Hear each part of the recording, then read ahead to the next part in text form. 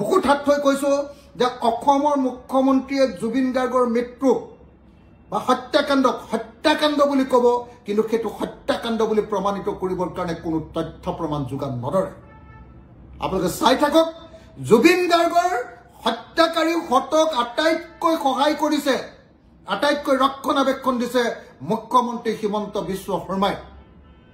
ইলেকশ্যনলৈকে তেওঁলোকক bail application নিদিবৰ কাৰণে অনুৰোধ কৰিছে, নিৰ্দেশ দিছে, আৰু ইলেকশ্যনৰ পাছত তেওঁলোকক উলিয়াই দিম বুলি অসমৰ মুখ্যমন্ত্ৰীয়ে তেওঁলোকক প্ৰতিশ্ৰুতি দিছে।